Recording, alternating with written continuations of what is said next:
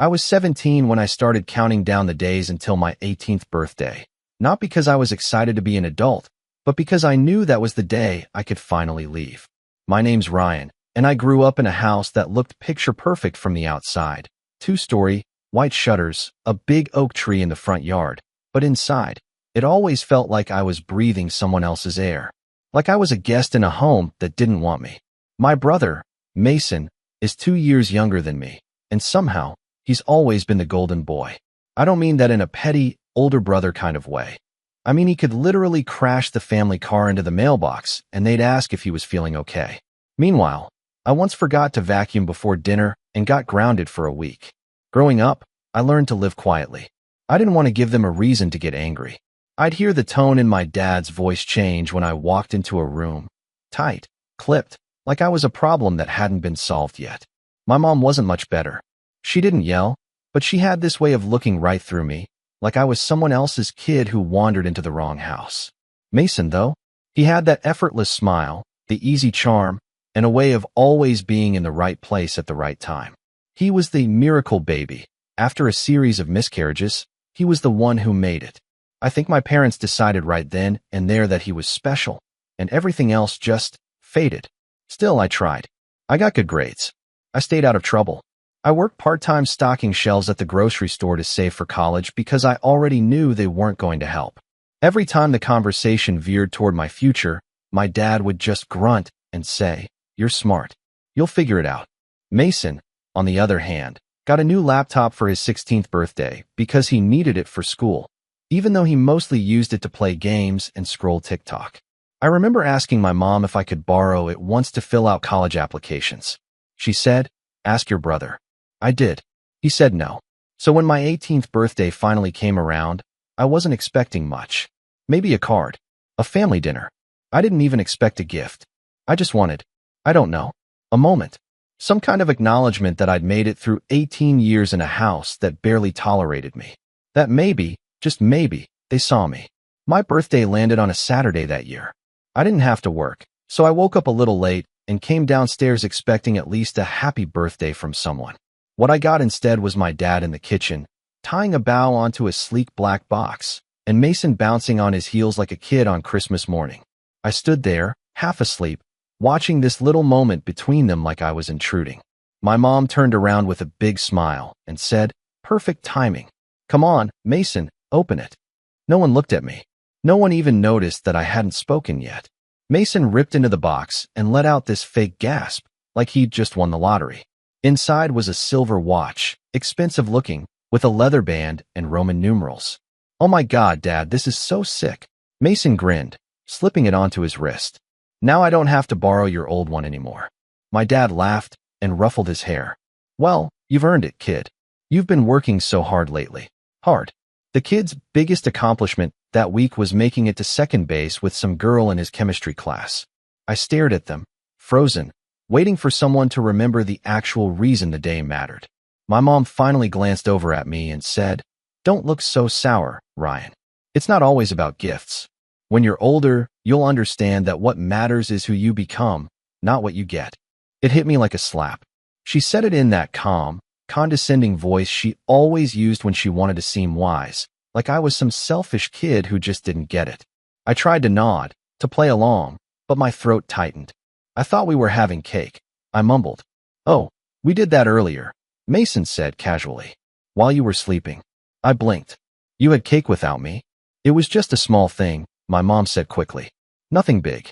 "Whose name was on it?" There was a silence, just a beat too long. Then Mason smirked and said, "Mine." I mean, it was a joint thing. "But it's not your birthday." "Don't be dramatic," my dad snapped. "It's just a cake." I wanted to scream. I wanted to throw something. But instead, I laughed. It was sharp and short and didn't sound like me. I laughed because if I didn't, I was going to cry right there in front of them, and I didn't want to give them the satisfaction. Mason raised an eyebrow like I was the crazy one, and my mom gave me this look, all pity and disappointment, like I was ruining a perfectly good day. That night, I didn't even bother turning the light on when I went up to my room. I sat on my bed for a long time, just staring at the floor, trying to swallow the lump in my throat. I kept thinking, they're never going to love you the way you want them to. It doesn't matter what you do. It doesn't matter how hard you try. You're never going to be Mason. So I made a decision. I grabbed my backpack and stuffed it with a hoodie, a water bottle, a few granola bars, and the $60 I had stashed in an envelope in the back of my sock drawer. I didn't have a plan, not really. But I had my ID, a phone charger, and a bus schedule I'd secretly printed from the library weeks ago. At midnight, while the house was quiet and everyone was asleep, I slipped out the back door and didn't look back. I figured I'd stay gone for a day or two. Maybe crash at the shelter near the downtown church. Maybe try to find a part-time job or couch surf if I could find someone kind enough. I didn't know. I just knew I couldn't stay. What I didn't expect was that 2 weeks later, my phone would buzz with a number I hadn't seen in days. My dad. I let it ring the first time, and the second, but on the third try, I answered. Before I could say anything, his voice came through, choked up, barely above a whisper. "Your room's still here," he said. "Please, pick up. Just tell me where you are. Please." That's when I realized something had shifted. I just didn't know what, or why. And the part that scared me most? I wasn't sure if I wanted to go back. I didn't go back. Not that week, not the next. And not after the voicemail my dad left 2 days later, this time quieter, a little angrier. "I don't know what you think you're proving, Ryan. But this isn't how family works. You don't just vanish." That part made me laugh a little. Ironic, considering I'd spent my entire life feeling like a ghost in that house. I stayed gone. I bounced around, first at the church shelter, then at this small room-for-rent setup run by a retired mechanic named Lynn who had a soft spot for strays, both dogs and people. I paid him what I could, $1.30 a week, for a mattress in the corner of his garage that he'd walled off with plywood and a curtain. It smelled like oil and rust, but it was warm, and for the first time, I didn't have to tiptoe around someone else's rules just to exist. I found part-time work unloading trucks at a shipping warehouse and spent the rest of my hours filling out college applications at the public library, using computers that timed out every 30 minutes. I didn't tell anyone where I was. I didn't want them to find me until I had something to show for it. But eventually, they did find me. It was Mason who showed up first. I was walking out of the library one afternoon when I saw him leaning against a car that was definitely too nice for him. New model, shiny black paint, leather seats. He hadn't seen me yet. He was staring at his phone like he was bored. I froze. My instinct was to turn and bolt in the other direction, but curiosity pinned me in place. He spotted me a second later and smirked like I was late to something I didn't know I'd been invited to. "There you are," he said, slipping his phone into his jacket. "You look like crap, bro." "Thanks," I said flatly. "Seriously though, Mom's freaking out. Dad's being weird. You made your point, okay? Come home." "I'm not coming home." He rolled his eyes. "Come on, man. You had your little tantrum. Now everyone's waiting for you to crawl back so things can go back to normal." That word, normal, hit me like a brick. "You mean where my birthday cake had your name on it?" I asked. "That kind of normal?" He shrugged like I'd just brought up the weather. "It was just a mix-up. You always take things so seriously. They didn't mean anything by it." "You're right," I said. "They never mean anything by it. That's the problem." His smile dropped. "Look, I don't know what kind of sob story you're telling yourself, but you're not the only one with problems, okay? You don't see me running away." "No," I said. "You just see the world bending to make sure you don't have to." That got to him. His jaw tightened. "Whatever. Just know that when you finally come back, don't expect a parade. They've been bending over backward trying to reach you." I nodded slowly. "Yeah? Did they tell you what they said the night I left?" He didn't answer. I didn't expect him to. "Tell them I'm doing fine," I said, turning away. "And if they're really so worried, they can stop calling my number and start thinking about why I stopped picking up." A week passed. Then 2. I started hearing less from them. No more voicemails. No more texts. I figured they'd given up, moved on, probably reallocated my bedroom to a storage space or a mini home gym or whatever project they could come up with to fill the silence. I thought that was the end of it, until I got an email. Not from my parents. From my high school counselor, Mrs. Devereaux. It was short and awkward, like she didn't know whether to be concerned or polite. She said she hoped I was safe and okay, but she wanted to let me know that my transcripts had been requested and withdrawn. According to the system, my parents had contacted the school and said I would not be attending college and to cancel any further application correspondence. I sat there in the library staring at the screen, not breathing. I read it again, then a third time. They tried to erase me. I called the school immediately, heart pounding, and thankfully Mrs. Devereaux picked up. I explained everything. She confirmed it with an apology in her voice, but it was clear she hadn't known the full story. I spent the next 2 days untangling the mess, making sure my applications weren't affected. A few deadlines had already passed. I missed a scholarship opportunity that I had a real shot at. That night, I didn't sleep. I kept turning the email over in my head, wondering what kind of people go out of their way to block their own child's future. It wasn't even about control anymore. It was sabotage. I didn't want revenge. Not yet. What I wanted was to disappear so thoroughly from their narrative that one day, they'd have to explain to someone why their firstborn son never came home. But fate had other ideas. Because a month later, I got a letter in the mail. A real letter, paper, envelope, no return address, just my name scrawled in my dad's handwriting. Inside, there was no apology. There was a list. A literal bullet-pointed list of things you need to do before we can talk about you coming home. It included gems like, stop blaming others for your unhappiness. Apologize for walking out and ghosting your family. Recognize the sacrifices we made for you. Understand that we do what we do out of love. I read it in silence. Then I laughed, because what else could I do? It wasn't a letter. It was a contract. A way to make me the problem again. A way to pull me back into the loop of guilt, obligation, and performance. I crumpled it, tossed it into the trash, and told myself for the 100th time that I was done. But then came the moment that changed everything. It happened in early spring. I'd started working more hours at the warehouse, trying to save for community college, when Len came into the garage one evening holding a thick envelope. He said someone had come by earlier, asked if Ryan lived here, and handed it off without saying a word. I opened it slowly. Inside was a formal letter. Legal. From a lawyer's office. It said I was being removed as a dependent from my parents' tax records, retroactively. That I was no longer considered part of their household. That I had until the end of the month to collect any remaining personal belongings from their property before it would be disposed of at the homeowner's discretion. There was a note attached. A sticky note. All it said was, "This is what consequences look like." Sign, Mom. That was the moment. The switch. I felt something inside me harden, settle. It wasn't anger. It wasn't even sadness. It was clarity. They weren't just trying to hurt me. They were trying to erase me. And if they wanted to play that game, they had no idea who I was about to become. For 2 days after I got the letter, I didn't speak. Len noticed. He didn't press me. Just slid an extra sandwich across the workbench during lunch and said, "Whatever it is, kid, it won't last forever. Not if you don't let it." I nodded, but I didn't believe him. Rock bottom doesn't always look like some dramatic fall. Sometimes it's just quiet. A dull ache that settles in your chest and never leaves. It's walking home after a double shift, fingers sore, boots soaked, and realizing you don't have a home, just a garage with no insulation and a curtain for privacy. It's sitting in that cold room at 3 a.m. with your hoodie pulled over your face, knowing your family has written you off like a bad investment. They weren't just done with me. They were punishing me for leaving. I didn't even have much to go back for. A few clothes. A shelf of books I'd collected over the years. My guitar, if it hadn't already been sold or tossed. But even still, I felt hollow knowing my name, my space, my existence in that house was being scrubbed clean like I was some stain on their perfect family portrait. And the worst part? I almost let it break me. That week, I skipped 2 shifts. I didn't answer Len when he knocked. I didn't check my email, didn't eat much, didn't sleep.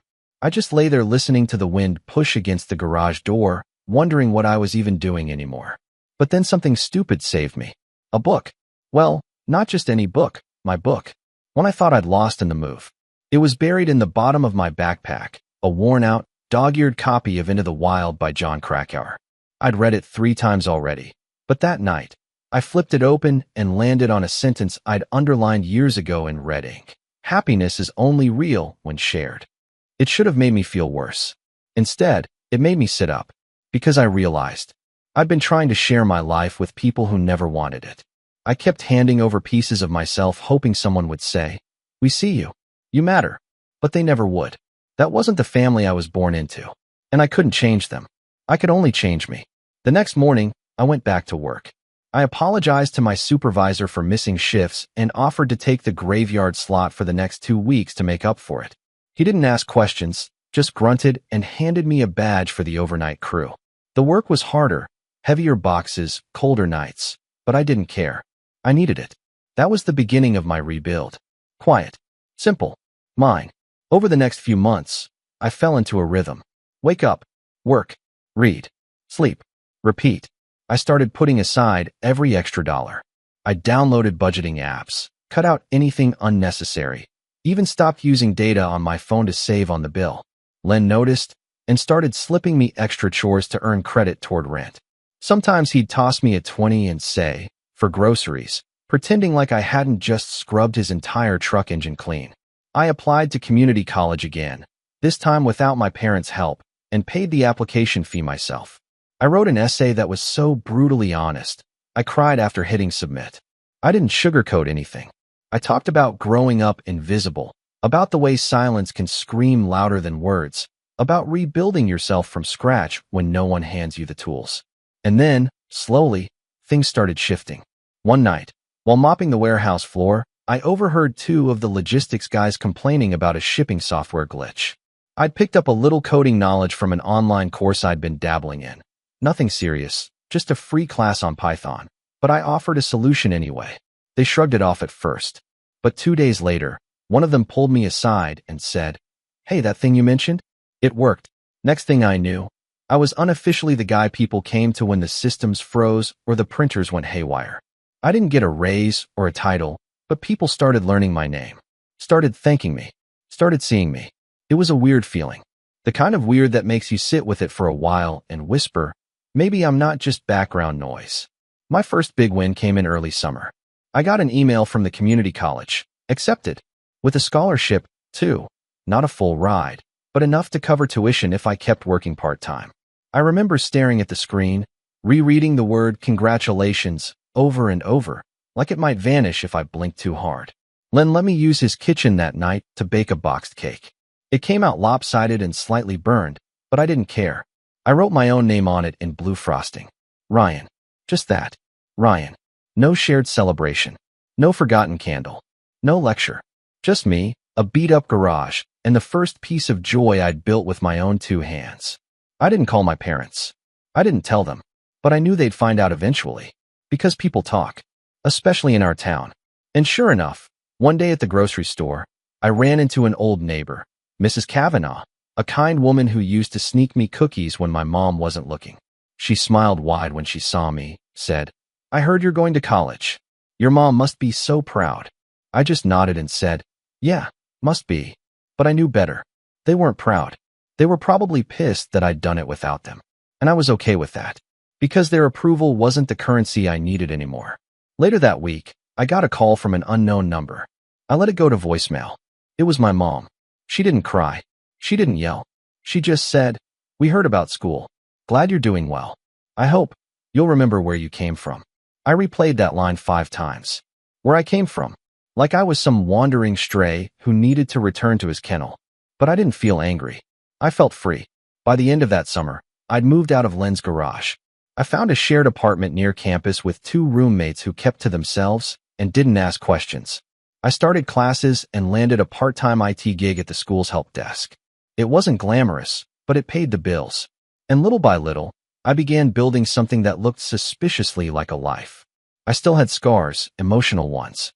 I still flinched when people raised their voices. Still second-guessed compliments. Still caught myself apologizing for taking up space. But I was learning. Healing isn't loud. It's not always dramatic. Sometimes it's just drinking coffee in a quiet room and realizing you're not afraid to be seen anymore. One night, I opened a new notebook. Wrote down a list. Not of goals. Of truths. Things I'd learned. Things no one could take from me. At the top, I wrote, "You don't need permission to become someone they never imagined." And under it, your worth isn't measured by someone else's disappointment. You can start over, even when they say you can't. Family isn't who you're born to. It's who roots for you in the quiet. I closed the notebook, turned out the light, and slept better than I had in years. But I should have known it wasn't over. Because just when I thought I was finally free, something happened that pulled me right back in. Something that changed everything. It started with a message request. Late one night, I was reviewing my notes for an upcoming midterm, sitting on the floor of my apartment with a half-eaten burrito and 3 different tabs open on laptop troubleshooting, when I noticed a new message on Facebook. I hadn't used Facebook in months, maybe longer. Just kept the account alive in case of emergencies or identity verification. The sender's name froze me. Mrs. Langford, my parents' old neighbor. The one with the garden that used to spill into our backyard. She was always kind, but distant. Friendly in the way suburban neighbors are, cordial waves, polite holiday cards, whispered gossip across fences. I hadn't spoken to her in years. The message was simple. Hey Ryan, I wasn't sure if I should say anything, but I thought you had the right to know. Your parents listed your childhood home for sale. The sign just went up this week. Hope you're doing well. I stared at the message, then reread it. The house was up for sale. Our house. For a second, I didn't feel anything. Just blankness. Then something flickered. Not quite sadness. Not anger, either. Something else. Something sharper, colder. I'd always assumed they'd sell eventually. That once Mason graduated or moved out, they'd downsize or relocate to some gated community where the HOA newsletter came with a warning label. But the fact that it was now, after everything, after cutting me off, after pretending I never existed, something about the timing didn't sit right. So I did what any reasonably curious person would do. I opened Zillow. It didn't take long to find the listing. There it was, a bright, overexposed photo of our front porch, the white shutters cleaned up, the old oak tree still casting a crooked shadow across the lawn. The description was flowery and fake. Charming family home with rich character, lovingly maintained for over 2 decades. For bedrooms, custom finishes, quiet neighborhood. I scrolled through the photos. Living room, kitchen, master bedroom. Then, bedroom 1. I clicked. My breath caught. They'd turned my room into a guest suite. Neutral walls, beige bedding, generic art prints on the walls. Every trace of me was gone.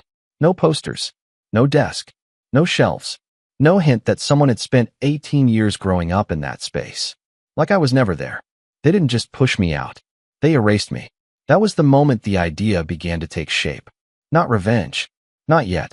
At first, it was just curiosity. I wanted to see the house. Just once. One last time before it belonged to someone else. So that weekend, I borrowed a collared shirt from my roommate, printed a fake pre-approval letter using a free online template, and booked a tour through the real estate site using a burner Gmail. Buyer name, Ryan L. Email, lamepurchases@gmail.com. I didn't know what I was expecting when I pulled up to the curb in a borrowed car. Maybe to feel a rush of emotion. Nostalgia. Bitterness. But mostly, I just felt numb. The porch creaked the same way it used to. The front door still had the scratch near the bottom where I'd once tried to sneak in a stray cat. And the real estate agent, a perky woman named Sasha with 2 white teeth, had no idea she was walking through a landmine. So the sellers are really motivated, she chirped. Looking for a quick close. They've already moved most of their personal stuff out. Looking to downsize now that their youngest is off to college. I nodded politely, letting her guide me from room to room. I barely listened. My focus was on the walls, the spaces, the energy, and the gaping absence of me. When we got to the backyard, I paused. The fence was newer. Mason must have helped build it, or at least posed for a photo while someone else did. The treehouse I'd built with my uncle, back when I was 12 and still had hope, was gone. Torn down. Nothing left but a patch of disturbed dirt and a few rusty nails sticking out of a log. I'll give you a minute, Sasha said, sensing something in my silence. I nodded and walked toward the back fence, keeping my hands in my pockets to stop them from shaking. That night, I sat in my car long after the engine cooled. And I knew. It wasn't just curiosity anymore. It was war. They wanted to pretend I never existed? Fine. Then I'd make sure the world knew exactly who I was. And that they were the ones who lost me. I didn't want to burn the house down. That would have been too easy. Too fast. I wanted something slower. Smarter. Permanent. So I started planning. First step, research. I spent the next week digging into property records. Who actually owned the house? What their finances looked like. Thanks to a few publicly available databases, I found out something interesting. The mortgage wasn't paid off. And they were behind. Not much, just a few months. But enough. Enough to raise questions about why they were really selling. I filed that away.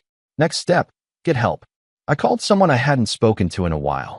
Milo, an old classmate from high school who used to run a tech club and now worked freelance in cybersecurity. We weren't close, but I knew 2 things about him. He hated bullies, and he owed me a favor from way back when I covered for him during a plagiarism accusation. We met for coffee. I laid out a version of the story, not everything, just the core. "What do you need?" he asked. "I need access to the real estate documents. Maybe seller disclosures. Any correspondence I can find. I want to know what they're hiding." Milo cracked his knuckles. "Give me 48 hours. He came through in 36. Turns out, my parents had listed the house without disclosing a major plumbing issue that had started in the basement, something that could cost thousands to fix. The documents were forged. Not just misleading, illegal. I saved every file. Printed copies. Uploaded backups to encrypted cloud storage. The evidence was there. But I didn't want to blow it all at once. I wanted to time it. Precision mattered. Meanwhile, I reached out to the college admin office and confirmed something I'd been quietly working on for months. I was eligible to transfer into a full scholarship program thanks to my GPA and work-study contributions. They wanted me to speak at the fall orientation as a first-generation student. That's when the idea hit me. What if I invited them? Not directly, of course. But what if they saw me, standing on a stage, holding a scholarship certificate, announced to an audience as someone they'd given up on? And what if, right around that same time, the buyers for their house backed out, and someone reported their fraudulent documents? What if everything they'd built their image on started to crack? Not because I screamed, but because I succeeded. Because I smiled. Because I made it without them, and then made it clear they were never part of the journey. That was the setup. And I wasn't done yet. I had one more card to play. A name. Mason. He was still their golden boy. Still their pride and joy. But I knew things about him. Things even they didn't. Old screenshots. Messages he sent from the school-issued iPad when he was 17, joking about borrowing money from my dad's wallet and blaming the maid. Comments about blowing off community service hours and having his friends sign attendance forms. Minor stuff, until you packaged it together and handed it to a college admissions committee. I hadn't used any of it. Not yet. But I would. Only if they pushed. Because I didn't need to destroy their lives. I just needed them to watch me build mine. Brick by brick. Speech by speech. Without them. And then, when the moment was perfect, I'd drop the match.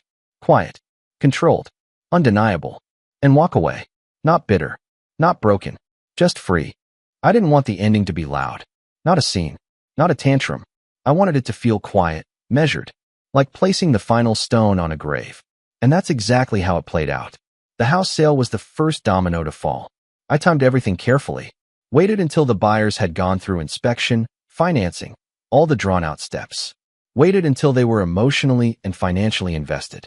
Then I sent them a little anonymous package, courtesy of a third-party forwarding service that guaranteed no return address. Inside was a flash drive. On it, photos of the basement flooding from the old sump pump issue, screenshots of the forged disclosure document, and a typed letter that read, "This house has a secret.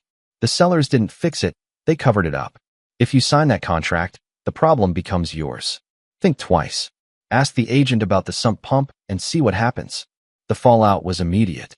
3 days later, the house disappeared from Zillow. The buyers backed out. The listing went dark. And my parents, who were already behind on their mortgage, were now staring down foreclosure if they couldn't find a new buyer in time. Except this time, they couldn't fudge the paperwork. The plumbing issue was flagged. Legally. Publicly. Any new buyer would demand repair credits they couldn't afford to give. I didn't even have to lift a finger after that. I just watched. Meanwhile, I said yes to the orientation speech. The school had arranged for a local news crew to film parts of it for a segment on community success stories. I didn't expect it to be a big deal, just a 5-minute slot on a sleepy Sunday news hour. But what I didn't expect. The article. A few days after the orientation, someone from the city college board reached out and asked if they could feature my story on their website. I said sure, figuring it'd be a blurb. Instead, they ran a full profile, headshot, interview, the whole 9 yards. From disowned to Dean's List, Ryan Lane's journey from abandonment to academic triumph. It was dramatic. A little too dramatic, honestly. But it was real. And it spread. People shared it. Old classmates saw it. Teachers. Neighbors. Eventually, so did my parents. I found out through a secondhand Facebook comment someone screenshotted and texted to me. This article is full of exaggerations. Some kids just don't appreciate how much their family sacrifices for them. It was my mother's comment. Passive-aggressive, anonymous enough to seem subtle, but clearly hers. She was spiraling, and I wasn't done yet. Because Mason, the golden boy, had just started applying to transfer universities. And I still had those screenshots. I didn't want to destroy his future, but I wanted a warning shot. So I sent a short, anonymous email to the admissions office of the school he was gunning for. Just a few select lines about falsified community service records, a suspicious paper trail of attendance forms, and a history of academic oversights. I attached 3 old screenshots of him joking about it. I signed it. For the integrity of your academic program. Whether they acted on it or not didn't matter. What mattered was that Mason would know someone new, and he'd never feel untouchable again. Now, here's the part one didn't expect. They came to me. Not together. Separately. First it was my dad. He showed up at the campus help desk one Tuesday morning. Eyes bloodshot, tie loose, face haggard. "Ryan," he said, "we need to talk." I stared at him. Calm. Steady. "You mean now that the house is unsellable and Mason's applications are falling apart?" I said, keeping my voice quiet. He blinked, like he wasn't expecting me to admit it. "We didn't know it had gotten this bad," he said. "You've made your point, okay? We get it." "No," I said. "You don't. And that's why it got this far." He tried again. "We can fix it. Maybe come home. Let's talk this through." I smiled, small and cold. "There is no home," I said. "You burned that bridge and sold the ashes." Then I turned around and walked away. He didn't follow. 2 weeks later, I got a letter from my mom. No envelope. Just a piece of paper slipped under the apartment door in the middle of the night. "Ryan, we made mistakes. I see that now. But you're being cruel. Punishing us like this doesn't make you better than us. Please, this is your family." Mom. I didn't respond. Instead, I did something else. I sent her a photo. A simple one. Me, standing in front of the college banner, holding my scholarship award, smiling. On the back, I wrote, "This is what consequences look like." And that was the last message I ever sent them. Since then, the house was foreclosed on. Mason transferred, but not to the school he wanted. And my parents moved into a rental house 2 counties over, smaller, older, with a lawn they don't post pictures of. As for me, I'm thriving. Graduated with honors. Started working with a nonprofit that helps first-gen students navigate college without family support. I mentor kids who feel invisible, just like I did. I have a new apartment, a dog, a full fridge, friends who choose me. And not once, have I needed to look back. My revenge wasn't loud. It didn't come with slamming doors or screaming matches. It came with quiet wins, with unstoppable progress, with the kind of success you build brick by brick while they're busy watching for a collapse. And the best part? They'll spend the rest of their lives pretending they didn't lose a son, while I spend the rest of mine never needing them again. I wasn't the disappointment in that house. I was the escape artist they never saw coming.